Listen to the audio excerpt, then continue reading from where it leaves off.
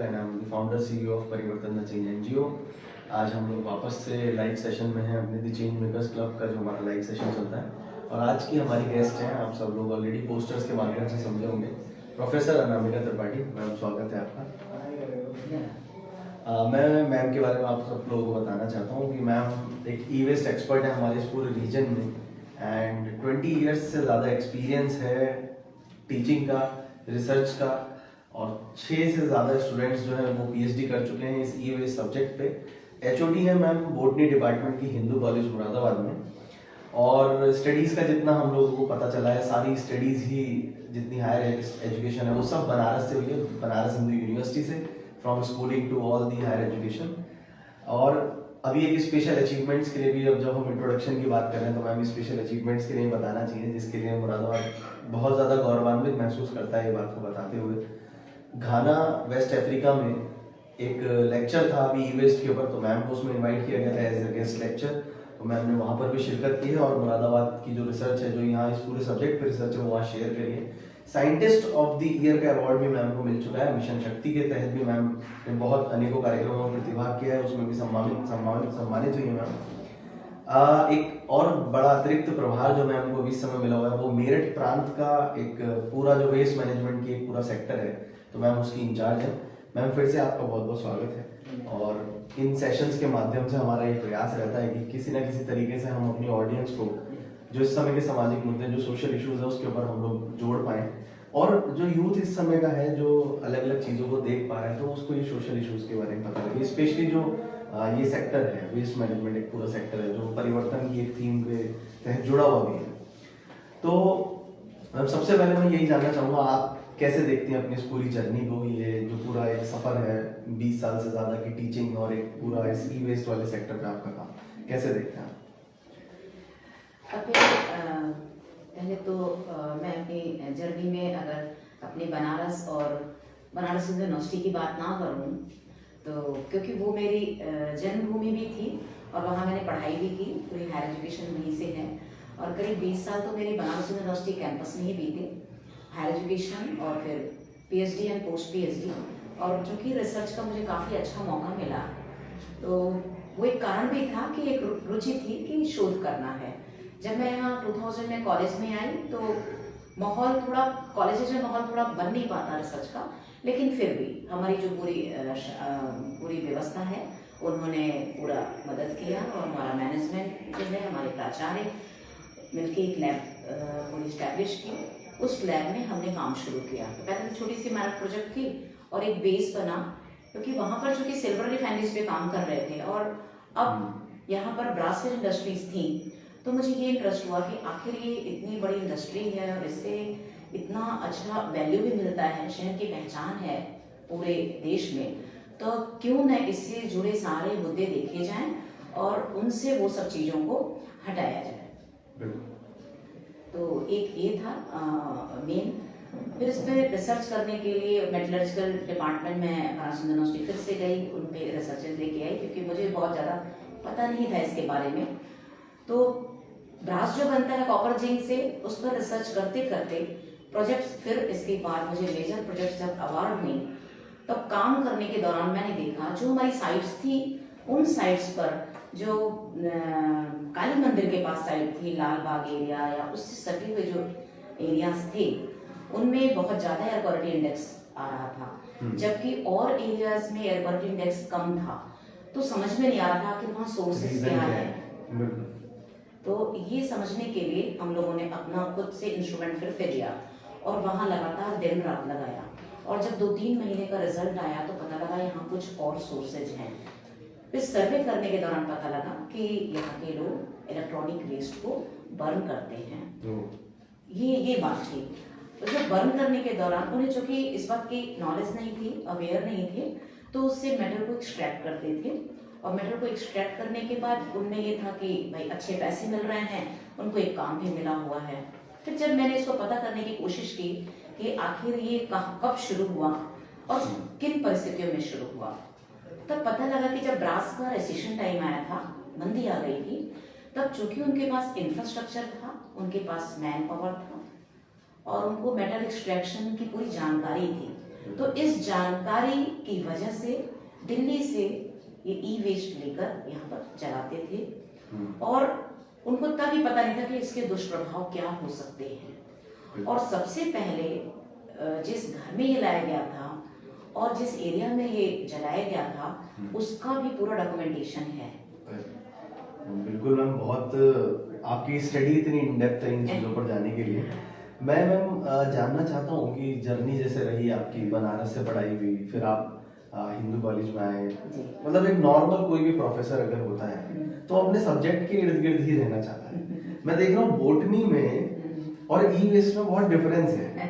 और फिर जैसा आपने बताया इंट्रो में कि 5-6 स्टूडेंट्स आपकी ई वेस्ट कर चुके हैं, तो ये कनेक्शंस कैसे आपने बिल्डअप किया, ये कैसे कनेक्शन हुआ कि बोटनी से आप ई वेस्ट की तरफ शिफ्ट हो गए? एक्चुअली कपिल, जो हमारा बॉटनी है ये बहुत वाइड है। इसमें हमारे 10 पेपर्स होते हैं एमएससी में, उसमें स्पेशलाइजेशन था हमारा इकोलॉजी। और जब इकोलॉजी में बीएचयू में स्पेशलाइजेशन था उस दौरान हम लोगों ने काम करना शुरू किया और काम डिजर्टेशन किया। उसके बाद फिर लैब में जब काम करना शुरू किया तो मेरे जो गाइड थे वो गंगा प्रोजेक्ट पे काम कर रहे थे और पूरे बीएचयू में 3 जगह ये प्रोजेक्ट चल रही थी, जिसमें कि एक साइंस फैकल्टी में, आर्ट्स फैकल्टी में और आईएमएस में, मेडिकल साइंसेस में। तो सर उसके पूरे इंचार्ज थे और हम लोगों ने पूरा गंगा पे काम किया। करते करते जब एक रिसर्च एंड होता है तो अब एयर पोल्यूशन पे काम करेंगे हम। और जब हमने एयर पोल्यूशन पे काम शुरू किया तो सबसे पहले दिक्कत आई कि ट्रेंड नहीं थे, इंस्ट्रूमेंट्स नहीं थे। जब इंस्ट्रूमेंट्स नहीं थे सर ने हमें नीरी भेजा, national environmental engineering research institute जो नागपुर में है। वहाँ जब ट्रेनिंग के लिए गए तो पता लगा कि 1978 में वहाँ पर एयर पोल्यूशन पे काम शुरू हुआ। और उस समय जब मैं वहाँ गई थी तो 1990 था और 1990 में मैंने जब वो ट्रेनिंग लेके आई वहाँ से, ट्रेनिंग के बाद फिर मैंने इस पर काम शुरू किया। और उस काम के दौरान मैंने देखा कि एयर क्वालिटी इंडेक्स के बारे में लोग सोचते ही नहीं थे, कुछ जानते ही नहीं थे। इवन पीएचडी सबमिट हो गई 91 में और अवार्ड भी हुई। अवार्ड होने के बाद जब उसके 10 साल बाद काम करती रही, शोध करती रही और रिसर्च एसोसिएट भी थी मैं वहाँ पर। उस काम के बाद मुझे जब यहाँ पर मेरी पोस्टिंग हुई और पोस्टिंग के बाद मैंने देखा यहाँ की प्रॉब्लम्स हैं तो क्यों ना उस जानकारी को यूज किया जाए, ये कारण था। बिल्कुल मैम, बहुत अच्छा ये जर्नी जैसा मैं सुन पा रहा हूँ। मुझे लगता है कि जो भी लोग आपसे कनेक्शंस को महसूस करते हैं वो कहीं ना कहीं इस चीज़ को जान करके बड़े खुश होंगे, विशेष तौर पर जो आपके स्टूडेंट्स हैं जो इस समय आपसे स्टडी कर रहे हैं। मैम मैं सीधे डायरेक्ट टॉपिक पर आना चाहता हूँ। मैं जानना चाहता हूँ कि मुझे पता है ई वेस्ट क्या है, आपको पता है ई वेस्ट क्या है, बट ये जो हमारी ऑडियंस है जो हमसे जुड़ी है, जो यूथ है, जो फेसबुक के, इंस्टा के माध्यम से, यूट्यूब के माध्यम से परिवर्तन को जानता है, और विशेष तौर पर वो लोग जो मुरादाबाद से जुड़ रहे हैं, क्योंकि मुरादाबाद का नाम ई वेस्ट के नाम पर बहुत बार उछाला गया है, उसकी परिस्थितियों पर भी बात करेंगे। क्यों इस समय ई वेस्ट का इतना उठा था और फिर अभी क्या परिस्थिति है, वर्तमान में स्थिति क्या है। लेकिन सबसे पहले ये जानना चाहूंगा मैम कि ई वेस्ट क्या है, आप कैसे बहुत जनरल वे में आप बता सकते हैं? एक्चुअली जब हम कचरे की बात करते हैं कि वेस्ट क्या है, तो कचरा वो चीज़ होती है जिसको एक तो डिस्कार्डेड हो, हमें उसको अपने घर में रखने की इच्छा ना हो या उसे फेंक देने का मन हो जाए, इसे तो हम कचरा कहते हैं। लेकिन जब ई वेस्ट, हम इलेक्ट्रॉनिक वेस्ट की बात करते हैं और इसमें इलेक्ट्रिक वेस्ट भी आता है, तो दोनों तरह के वेस्ट आते हैं, इलेक्ट्रॉनिक और इलेक्ट्रिक वेस्ट। जिसमें इलेक्ट्रिक वेस्ट तो बड़े इक्विपमेंट्स होते हैं, उन्हें तो हम लेकर और जो हमारे उत्पादक होते हैं उनके हम टेक बैक पॉलिसी के अंदर लौटा भी सकते हैं और उसमें हमें इंसेंटिव्स भी मिल जाते हैं। लेकिन जब इलेक्ट्रॉनिक वेस्ट की बात करते हैं तो चूंकि ये मोबाइल और कंप्यूटर स्क्रीन, मॉनिटर कुछ चीजें हैं जिनमें कि गोल्ड का प्लेट लगा होता है, पीसीबी प्रिंटेड सर्किट बोर्ड्स में, जिसको एक्सट्रैक्ट करते हैं लोग, और गोल्ड है, प्लैटिनम है, सिल्वर और कुछ और भी धातुएं हैं जो बहुत ही कीमती हैं, कॉपर भी है क्योंकि कॉपर के वायर्स होते हैं कंप्यूटर में।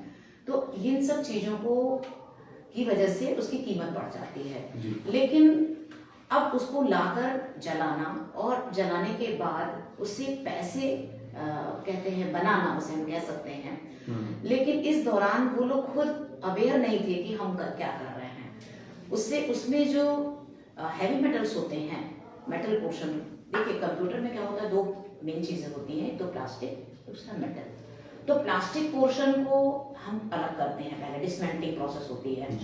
तो डिसमेंटलिंग करते पहले स्टोर कर देते हैं, फिर डिसमेंटल करते हैं, तोड़ने के बाद फिर उसकी रिसाइकलिंग करते हैं प्रॉपर, और रिसाइकलिंग के बाद फिर मेटल्स की रिकवरी करते हैं। अच्छा। क्योंकि जो मेटल्स होते हैं उनमें अधिकतर तो हमारे वैल्यूएबल मेटल्स होते हैं, बहुमूल्य धातुएं, जैसे गोल्ड और प्लेटिनम मैंने बताया।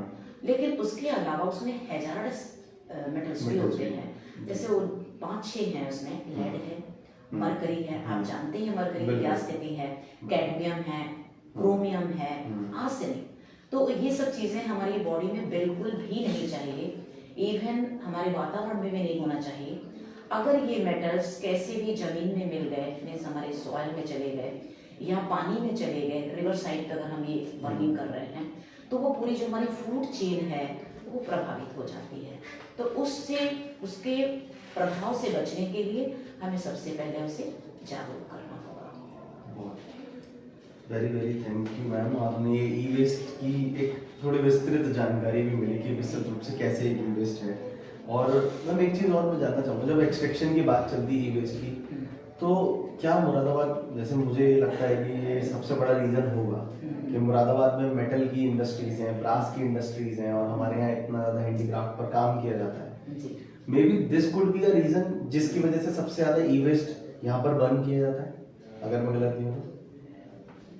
जो मैंने अभी तक इसके आंकड़े इकट्ठा किए और जो मेरी रिसर्चेस रही अभी तक, सबसे पहले जो इसके नियम बने वो बासेल एक शहर है, वो है स्विट्जरलैंड में। मैंने उसका भी विजिट किया जी। और जब हमने उसका विजिट किया तो वहाँ देखा सबसे पहले नियम ही वही बने थे बासेल के, और वही रूल्स आज भी काम आते हैं। उसे बासेल एक्शन नेटवर्क, BAN बान कहते हैं। और उसमें सबसे पहले फ्रेमिंग हुई कि हमको क्या क्या रूल्स बनाने हैं। तो उस रूल के तहत इतना किया गया कि कम से कम जो इलेक्ट्रॉनिक वेस्ट, मीन्स की जो कंप्यूटर है या स्क्रीन्स इसमें से निकलते हैं, या जो मोबाइल है उसकी स्क्रीन्स है, PCB है, CRT है, जिसमें सबसे ज़्यादा ये सब मेटल्स होते हैं। उसमें हैजार्डस मेटल्स भी हैं और नॉन हैजार्डस भी हैं, मीन्स वैल्यूएबल मेटल्स। तो इनको कैसे इकट्ठा करके और इन्हें कैसे डिस्पोज ऑफ करना है, इसका पूरा नियम बना कि इसके लिए एक फॉर्मल रिसाइकलिंग प्लांट होना चाहिए और वहाँ पर ही स्टोर करके ले जाना चाहिए। और वहाँ स्टोर करने के बाद उसकी डिसमेंटलिंग होनी चाहिए। डिसमेंटलिंग के बाद रिसाइकलिंग के बाद रिकवरी। ये पूरा प्रोसेस के लिए वहाँ नियम बन गया। लेकिन उसके बाद भी ये सब चीज़ें इम्प्लीमेंट इसलिए नहीं हो पाई पूरी तरह से क्योंकि तब लोगों को जानकारी नहीं थी कि इलेक्ट्रॉनिक वेस्ट जो हम ये कंप्यूटर ले लेते हैं या मोबाइल ले लेते हैं, इसमें भी कोई ऐसी खतरनाक चीज़ है, तो ये लोगों को पता नहीं था। तो जब बासेल में ये सब देखा मैंने और स्विट्जरलैंड की सारी चीज़ें देखी, फिर बर्लिन में भी एक प्रेजेंटेशन था मेरा 2019 में, और उस प्रेजेंटेशन में भी मैंने बताया कि इंडिया की क्या स्थिति है हमारी। जब वहाँ पर बेस्ट तरीके से हम बोल सकते हैं कि वहाँ पर जो कचरा का निस्तार करते हैं वो बेस्ट है पूरे वर्ल्ड में। लेकिन जब हम बात करते हैं वर्स्ट की, तो हम ये मतलब बस आप टेक्निक अगर नहीं यूज कर रहे हैं तो कंडीशंस उसके विपरीत हो जाती हैं, जिसको मैंने एक्रा में लिखा जो कि घाना में है। अच्छा। तो ये पूरे वर्ल्ड का हॉटस्पॉट बना हुआ है। क्या एकरा जो घाना में आप बता रहे हैं मैम, शायद वो उसकी कंडीशन क्या मुरादाबाद या अपने इंडिया से भी ज्यादा वर्स्ट है? हाँ, उसकी क्योंकि इंडिया में भी पता नहीं है, इसलिए चीजें आ रही हैं। यहाँ पर चीजों को रोका जा सकता है, अभी बहुत अच्छा समय है, क्योंकि अगर ई वेस्ट को हम प्रॉपर तरीके से उसे संसाधन माने और उसकी प्रॉपर हम डिसमेंटलिंग और उसकी रिसाइकलिंग करें, तो जितने भी मेटल्स हैं वो सारे मेटल्स हम रिकवर कर सकते हैं। और जो उसमें हैजार्डस मेटल्स हैं, जो कि टॉक्सिक मेटल्स, जो हमारे लिए कह सकते हैं कि पूरा हमारे जीवन को प्रभावित कर रहे हैं, चाहे हमारा कोई भी सेक्टर हो, वाटर हो या सॉइल हो या एयर हो या ह्यूमन हेल्थ हो, तो ये सारे सेक्टर्स को ये प्रभावित कर रहे हैं। तो इनके लिए अगर हम नियम कुछ बनाएं और उसको सही से हम रिसाइकिल कर सकें, तो ये हमारे लिए संसाधन बन सकते हैं। तो संसाधन तभी तक नहीं बन रहे हैं जब तक लोगों को पता है नहीं हम क्यों उसको गलत तरीके से कर रहे हैं। हमें नहीं करना है, हमें उसको खुले आम करना है और उसको इनफॉर्मल जो रिसाइकलर्स हैं, और हमारे जो यहाँ पर भी कितने हैं रिसाइकलर्स, उस पर भी हम अभी आएंगे अगर आप इस चीज को देखेंगे। तो ये पूरा हॉटस्पॉट बना हुआ है अफ्रीका जी। और अगर हम भारत की बात करें तो भारत में सबसे बड़ा हॉटस्पॉट मुरादाबाद बन चुका है। बाप रे। ये इसी वजह से ये क्वालिटी ये इंडेक्स बहुत बड़ा मैम एक कड़वा सच है जिसको हमें स्वीकारना पड़ेगा। स्वीकारना पड़ेगा। कि मुरादाबाद इंडिया के इतने सारे शहरों में जी। सिर्फ मुरादाबाद इतना बड़ा हॉटस्पॉट है, जी। ये बहुत बड़ी बात है।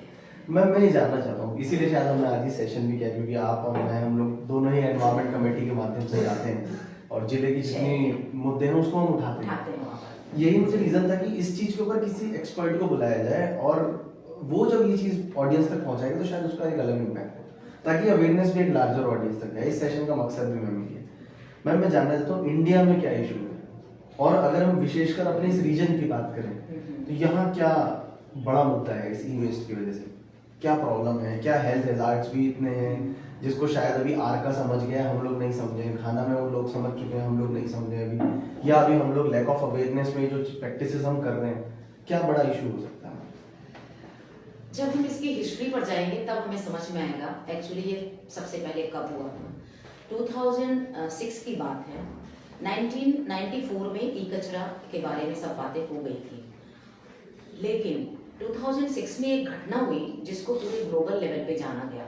उसमें हुआ क्या था कि यूरोप से एक टैंकर चला था कार्गो, और वो आकर एक्रा के पोर्ट पर, सी पोर्ट पे आके, और एक्रा से पास में सटा हुआ आबिदजान था एक्चुअली।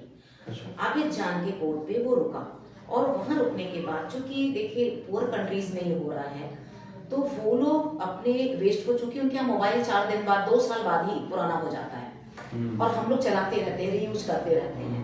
तो एक ये भी कारण है, उनके यहाँ कंप्यूटर भी अगर उसका वो रख रखाव करते हैं तो वो बहुत महंगा पड़ता है। अगर हम अमेरिका की बात करें तो $50 पड़ेगा, लेकिन हम इंडिया में अगर वो भेज देते हैं हमारी चीज को, अपनी चीजों को डंप कर देते हैं, तो वो 20, हमारे यहाँ 20, तो उनका खर्चा बच रहा है, ठीक। और हमारे यहाँ चूंकि भाई अनएम्प्लॉयमेंट है, और इसलिए वो रीयूज करने के नाम पर आता है। तो जब हम रीयूज करने के नाम पर आ रहा है, तो क्यों ना हम उसे संसाधन बनाएं, उसके तरीके को जानें। तो जब आबिदजान में ये 12 जगहों पे डंप किया गया, जब वो 12 जगहों पे डंप किया गया, तो कुछ समय बाद जब बारिश हुई, तो बारिश होने के बाद फिर वहां के लोग बीमार पड़ गए। करीब 30,000 लोग बीमार हुए, और इतनी स्थिति उनकी खराब हो गई कि मरने की कगार पे हो गए, क्योंकि उनके फेफड़े और उनकी स्किन पूरी तरह से खराब हो चुकी थी, और करीब 1 लाख लोग उससे इफेक्टेड थे। बहुत समय तक वो त्रासदी चली, तब ग्लोबल लेवल पे हुआ कि ये तो कुछ और था, क्योंकि वहां से जो चीजें आती हैं वो डोनेशन के नाम पर आती हैं। तो ये नियम है हमारे भारत का कि डोनेशन के नाम पे बहुत सारी चीजें आती हैं, लेकिन वो प्रॉपर डोनेट की जाए, फिर उसे रीयूज किया जाए, और एक समय, एक अवधि होती है किसी भी चीज को रीयूज करने की। हम 3R की बात करते हैं ना, रिड्यूस, रीयूज एंड रिसाइकिल।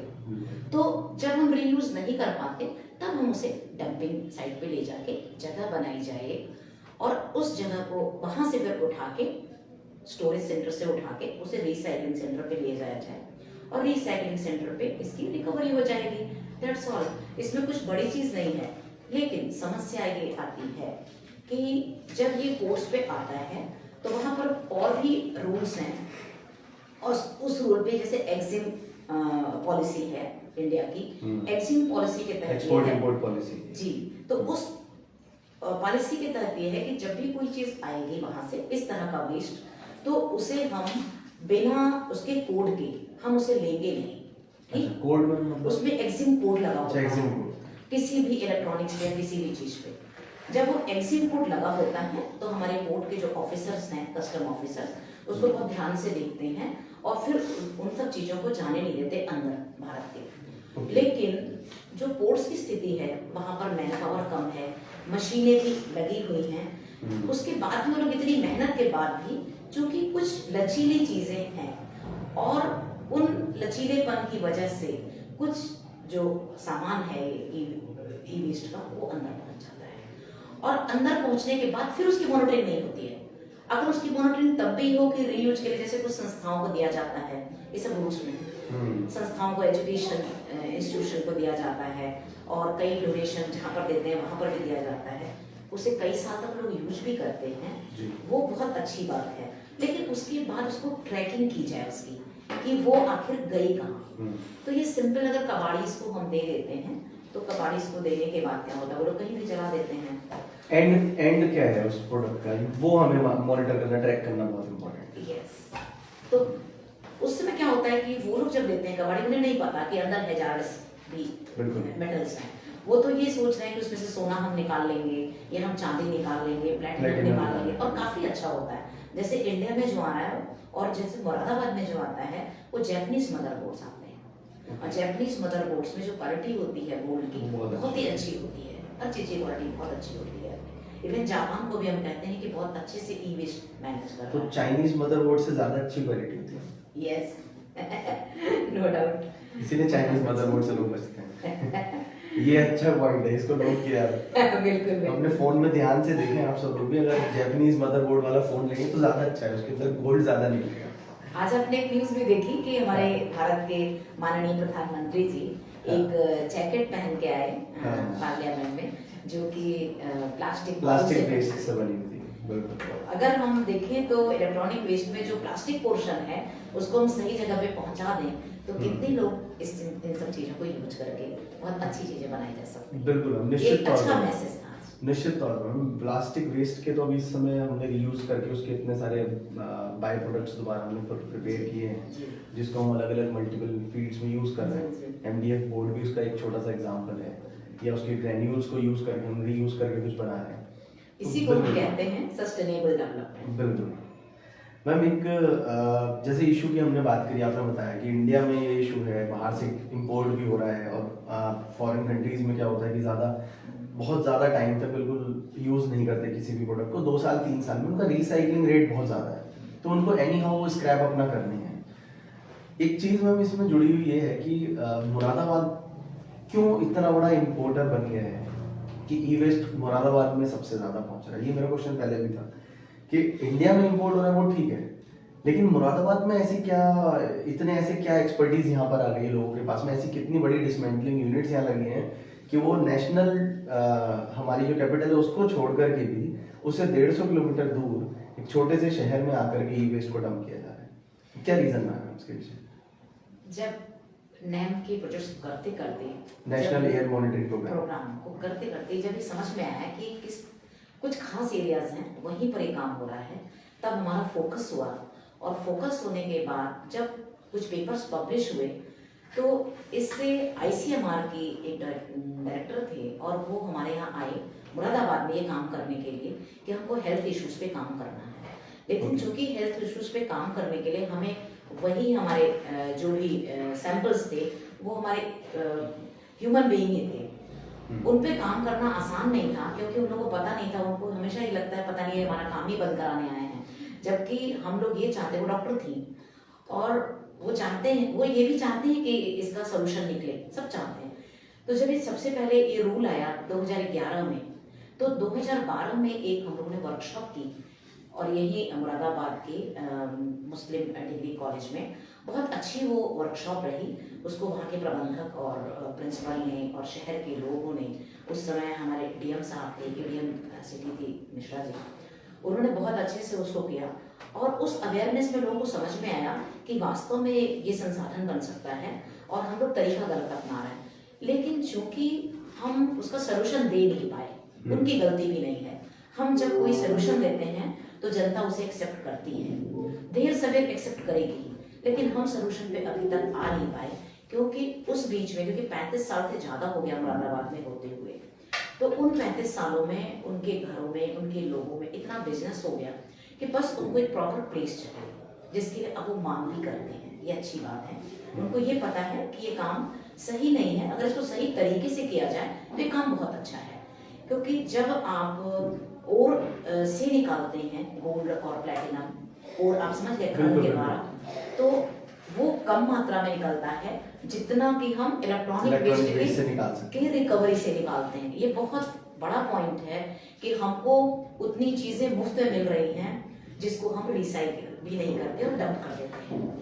तो ये बहुत अच्छा बेसिक फॉर्म से भी इतना गोल्ड नहीं निकल सकता जितना आपको ई वेस्ट से मिलता है। ये बहुत बड़ा पॉइंट है। तो फिर कोई भी व्यक्ति क्यों मेटलर्जिकल प्रोसेस में जाएगा? क्यों जाएगा? मतलब उसको एक ऑलरेडी प्रिपेयर्ड एक गोल्ड या प्लेटिनम वाले उसको इतना रिच मेटल उसको मिल रहा है।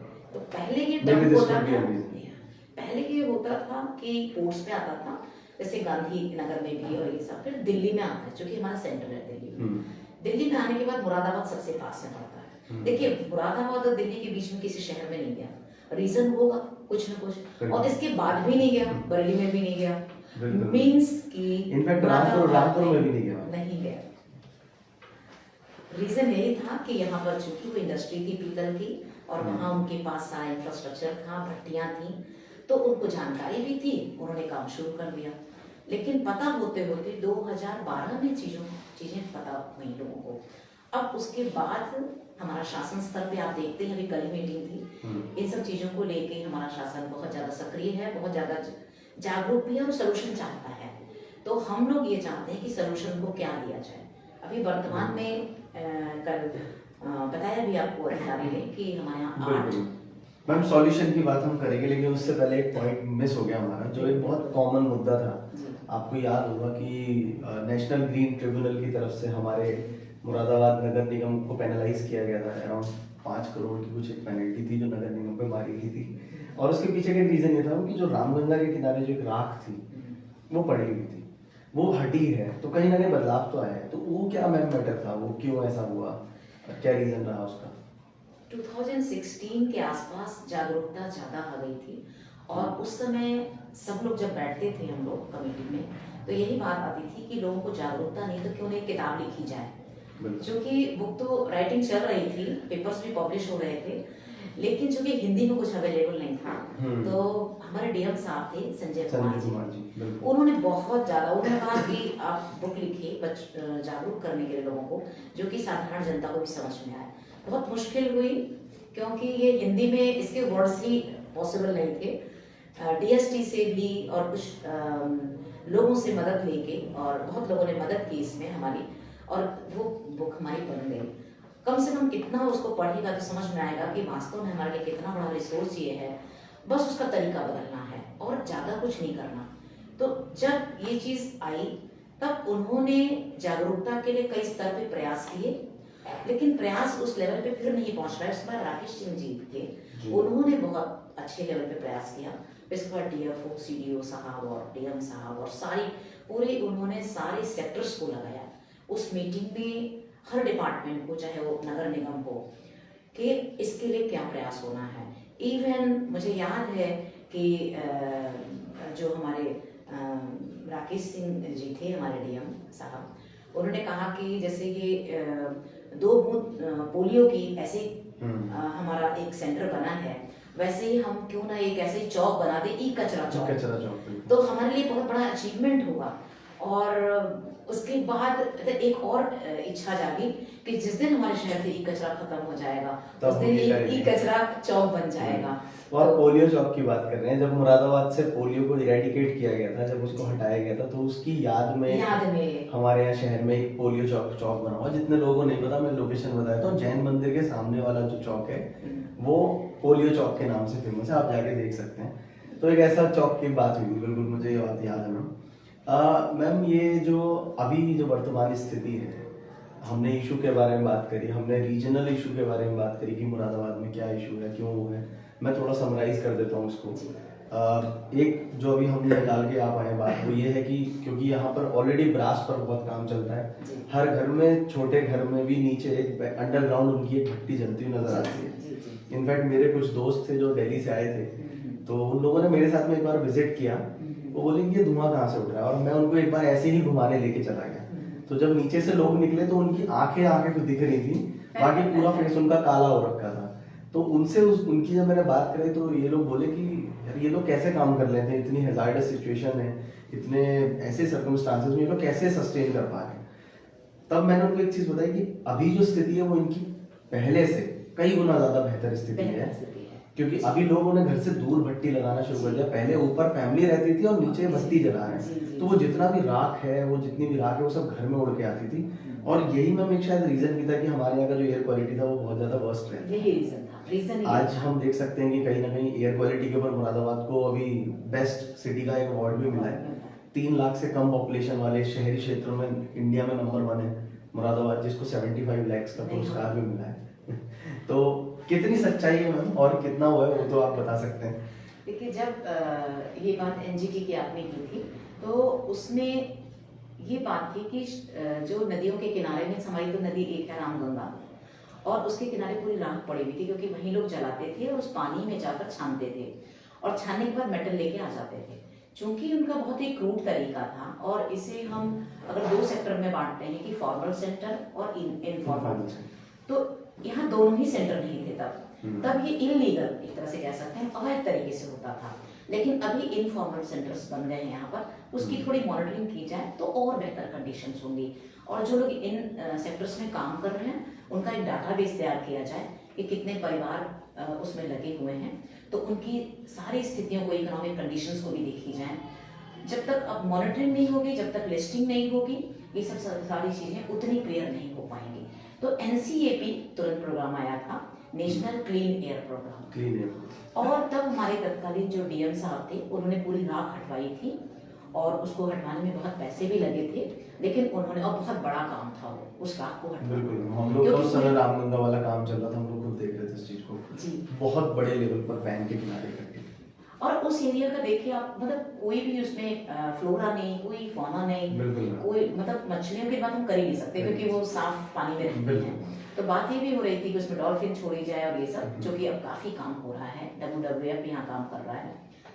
तो जब हम यहाँ की बात करते हैं तो डाउन टू अर्थ का जो 2010 का इशू था, कुछ लिटरेचर हम पहुंचे, और पार्लियामेंट में की एक पूरी मेमोरेंडम तैयार किया गया 2011 का ई वेस्ट पे, आप कभी देखिए, और उसके पेज नंबर जो 100 के ऊपर है, करीब मुझे लगता है कि 110 है, इस तरह से पेज नंबर है, उस पेज पे लिखा है कि पीतल नगरी is the most e waste importing city.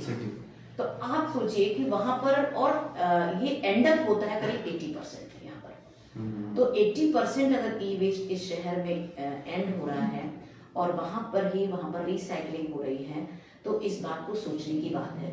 तब फिर देखा गया कि उसका रेफरेंस क्या था, तो रेफरेंस ये था कि उस मैगजीन में, जिसकी की एडिटर है doctor Sunita Narayan ji, down to earth की, और बहुत काम कर रही हैं, ये 2010 की मैगजीन में था उनके, और वो हमेशा समय समय पे मुरादाबाद के भी लेख निकले, और जो बच्चे हमारे काम कर रहे थे, करीब 10 बच्चों में 6 बच्चों ने केवल ई वेस्ट पे ही PhD सबमिट की, और तब ये सब चीजें पता लगी कि क्या हो रहा है शहर में, और क्या इसके लिए किया जाना चाहिए।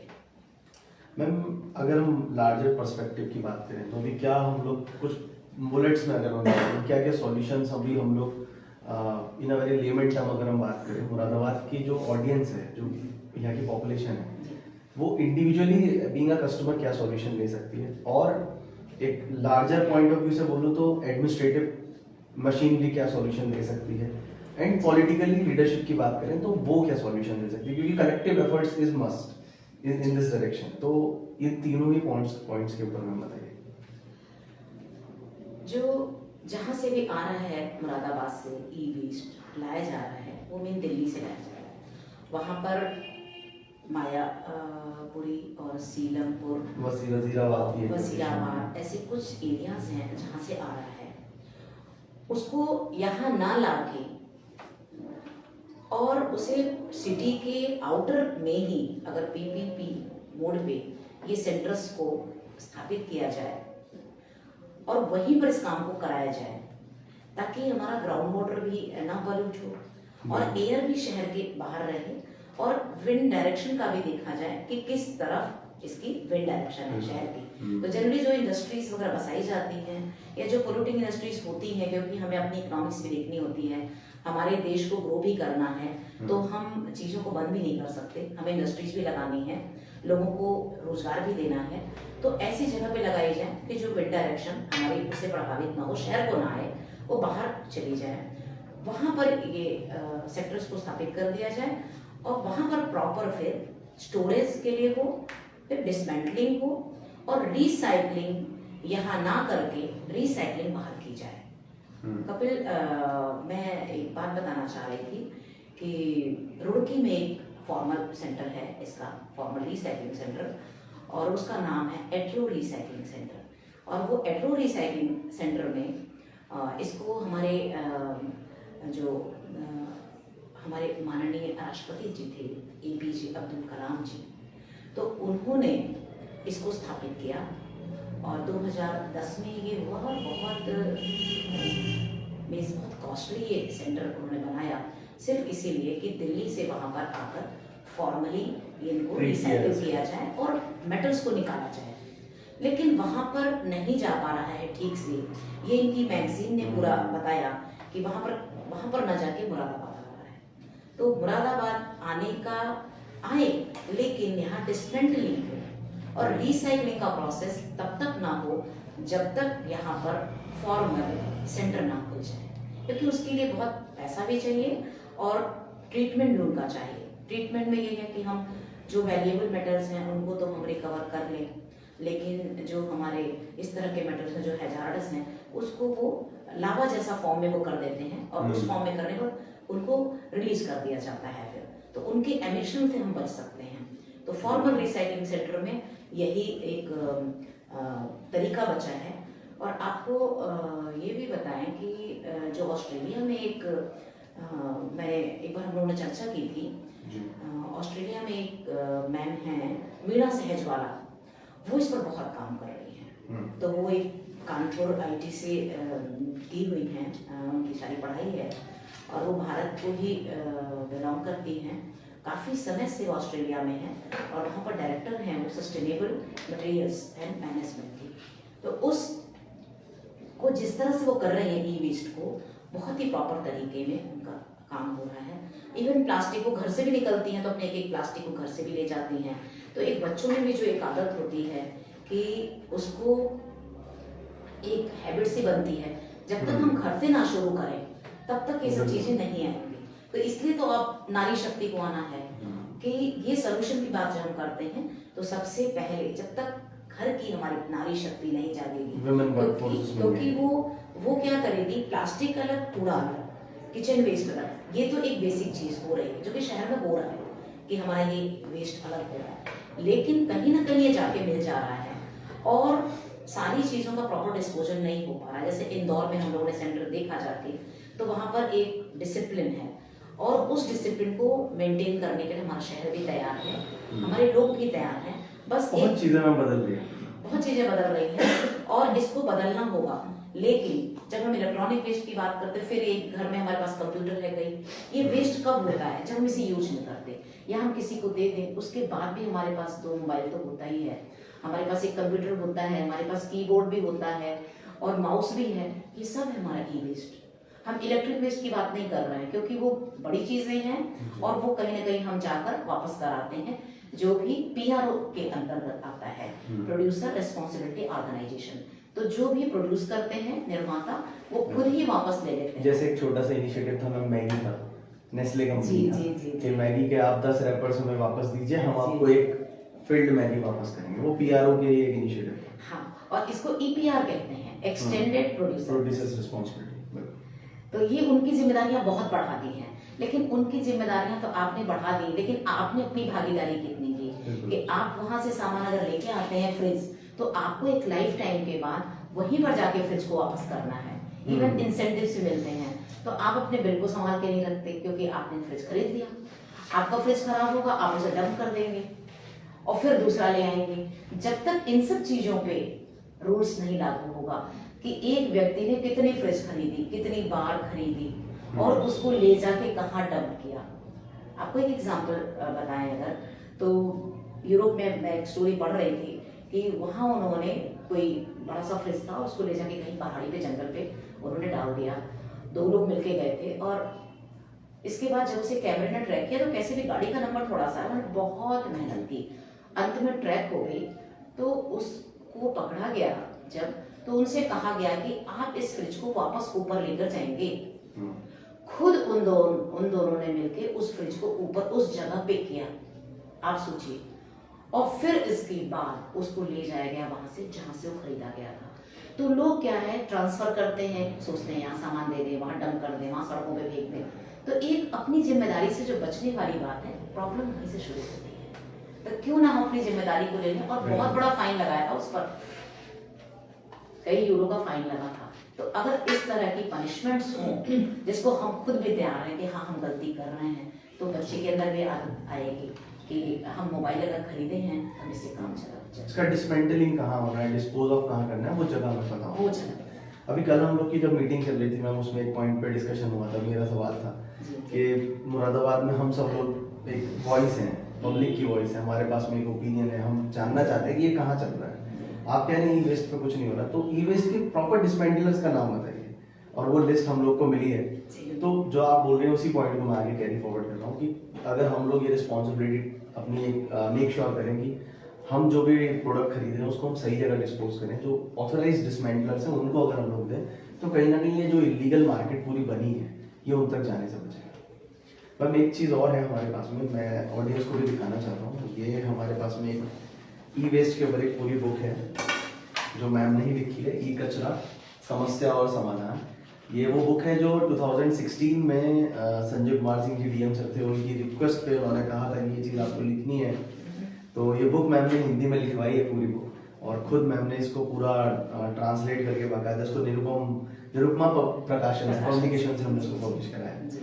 ये बुक भी आपको अवेलेबल हो सकती है, आप मैम से हिंदू कॉलेज में मिल सकते हैं, मैम आपको इजीली अवेलेबल है, आप वहाँ जाएंगे आपको खरीद भी सकते हैं, और हो सकता है आपका काम कुछ अच्छा रहा तो आपको सेपरेट गिफ्ट भी मिलेगी। ये ग्लोबल इंडस्ट्री एसोसिएशन जो है जी, वो बहुत अच्छे से प्रयास कर रहा है, और स्टेप एक संस्था है solving the e waste problem, step STE। अगर उनको आप फॉलो करेंगे तो आप देखेंगे कि ग्लोबल ई वेस्ट मॉनिटर निकलता है। तो अभी 2017 का ई वेस्ट जो मॉनिटर है उसमें ये साफ लिखा है कि जो हर साल हमारा ई कचरा बढ़ता है वो 50 मिलियन टन बढ़ जाता है एक साल में, ये स्थिति है। तो 2060 तक कितना होगा वो भी उसमें कैलकुलेट करके लिखा हुआ है, और 2060 का हमारा क्या गोल है वो भी हमने मॉनिटर किया है। लेकिन अभी गवर्नमेंट ने हमें 2030 तक का एक एजेंडा दिया है। वो एजेंडा UN ने जो पूरा इनिशिएटिव लेके बनाया, उस 17 पॉइंट्स पे काम किया, उसमें 6 एम्स बनाए गए, और उन जो हमारे 6 लक्ष्य हैं उन पर काम हो रहा है। उस काम में मेन है कि जहाँ से प्रोड्यूस हो रहा है उसे लिया जाए, क्यों ना जैसे चार्जर है, एडाप्टर है, हमने मोबाइल का भी चार्जर, उसका भी चार्जर कितने हो जाते हैं हमारे पास, और फिर हम कंफ्यूज भी करते हैं कि ये चार्जर, तो क्यों ना हम ऐसा तैयार करें जो यूनिफॉर्म हो, जो हमारे लैपटॉप में भी लग जाए और मोबाइल में भी लग जाए। तो इस तरह के मींस मैक्सिमम हम इसे रिड्यूस कर सकते हैं। आई थिंक इसके ऊपर मैम शायद एप्पल ने इस पे काम करना स्टार्ट कर दिया है। हाँ। वो एक मल्टीपल अलग अलग फोन के लिए वो चार्जर ना हो, यूनिवर्सल केबल का कॉन्सेप्ट चल रहा है। जी। जब घर में एक ही चार्जर आपका दिया जा सकता है और उसमें आपका केबल जब सेम हो सकता है, तो अभी इस पर काम किया जा रहा है, यूनिट्स इस पर काम कर रहे हैं, चार्जर एंड अडॉप्टर भी तो क्यों ना, और उसमें हम यूज करते समय जो हैजार्डस मेटल्स हैं उनकी मात्रा कम कर दें। 2 चीज है यहाँ पर ही कि ये है। फिर इसके बाद आपने देखा होगा कि जापान में जब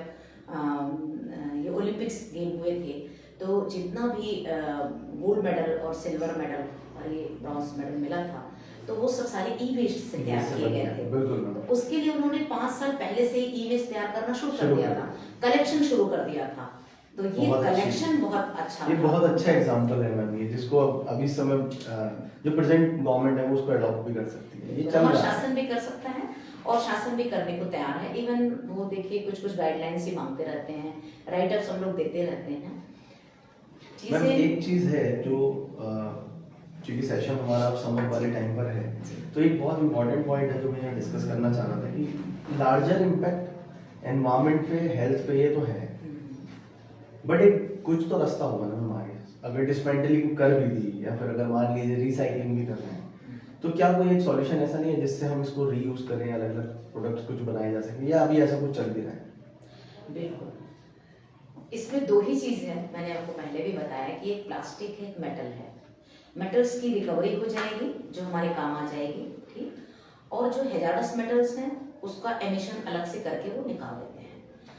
और प्लास्टिक का सोल्यूशन, प्लास्टिक से बहुत कुछ बनाया जा रहा है, जैसे रूट्स हैं आप देख रहे हैं, बहुत सारे MDF की बात जब आपने की, ये सब सारी चीजें बन रही हैं। तो ये सब सारे ऑल्टरनेटिव्स प्लास्टिक के आ रहे हैं, और जब हम इन ऑल्टरनेटिव की बात करते हैं और जब ये सब चीजें आ जाती हैं एंड पर, तब हम ये देखते हैं कि आखिर इस सोल्यूशन में बचा क्या है। तो ई वेस्ट सोल्यूशन ही नहीं, सोल्यूशन ही है, प्रॉब्लम है ही नहीं। क्यों? क्योंकि उसमें दो ही चीजें हैं ना, दो ही चीजें हैं, प्लास्टिक और मेटल है, और बाकी थोड़ी थोड़ी चीजें हैं, लेकिन वो कोई हमारी प्रॉब्लम नहीं है। तो मेन जैसे पूरा बॉक्स होता है उसका, आपने देखा है, बॉक्स तो प्लास्टिक हो गया, लेकिन जो हमारा मेटल पोर्शन है उसके ब्रास पिन्स होते हैं, चिप्स होती हैं, पीसीबी होता है, प्रिंटेड सर्किट बोर्ड्स, ये सब चीजें होती हैं। उन सब चीजों को लेकर अगर निकाल के डिसमेंटल अच्छे से किया जाए, तो यहाँ पर प्रॉब्लम इसीलिए थी क्योंकि डिसमेंटलिंग सही से नहीं हो रही थी। इवन उसमें कुछ प्लास्टिक पोर्शन भी लगा रहता था, तो प्लास्टिक पोर्शन के संग ही पूरा डंप कर देते थे पहले जो कर रहे थे ड्रम्स में, और उसमें एसिड डाला जाता था, वो प्लास्टिक को भी, वो एसिड प्लास्टिक को गला देता था। अब आप वो बंद कमरे में वो काम होता था तो लोग उसे इनहेल करते थे, और इसीलिए आप देखिए कुछ एरियाज में कि वहाँ पर टीबी के मरीज बहुत ज्यादा मिले, और ये लगातार हमारे यहाँ मुरादाबाद में लंग्स की प्रॉब्लम हो रही है, टीबी के भी बहुत सारे मरीज मिले।